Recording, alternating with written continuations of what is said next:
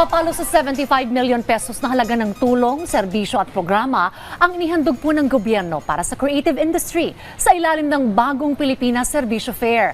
Lubos naman ang pasalamat ng mga benepisyaryo sa mga natanggap nilang tulong. Si Melales Mora sa report.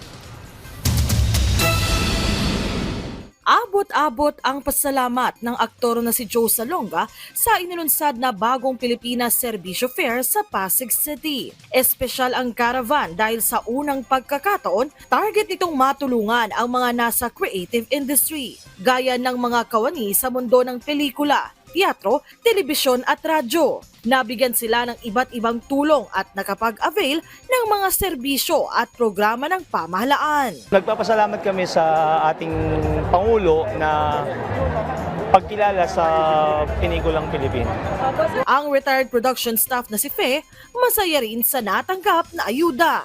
Maintenance, sa pagkain, sa araw-araw, gano'n. Nagpapasalamat ako, nagpapasalamat kami dahil nagkaroon ng ganitong offer na parang ngayon lang yata ito nangyari. Pinangunahan ng actor turned politician na si Senador Bong Revilla ang paglulunsad ng BPSF Caravan. Nagpaabot ang senador ng taus-pusong pasalamat kina Pangulong Ferdinand R. Marcos Jr. at House Speaker Martin Romualdez sa paghahatid ng serbisyo fair sa publiko. Sa 2 araw na caravan na magtatagal hanggang ngayong araw, aabot sa higit 15,000 ang benepisyaryo. Nasa 75 million pesos ang halaga ng mga tulong at programa.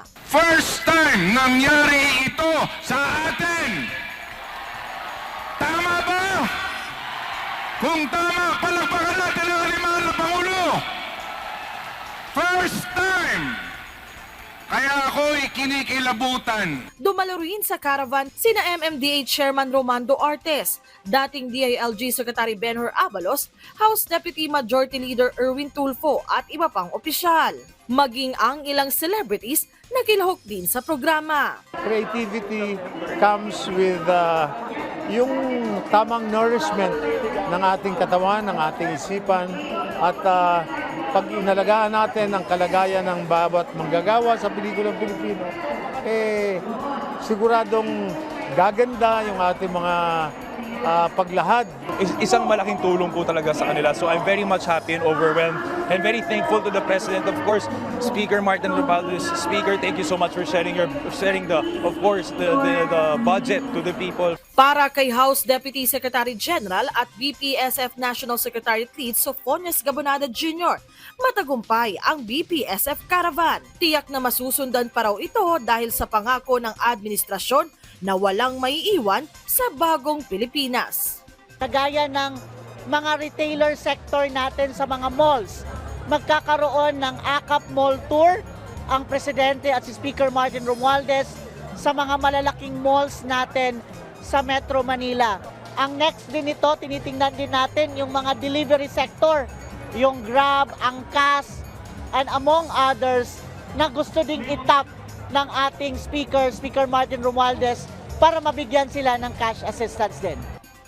Sa mga susunod na araw at linggo, inaasang ibang sektor naman ang matutulungan ng bagong Pilipinas Serbisyo Fair. Melales Moras para sa Pambansang TV sa Bagong Pilipinas.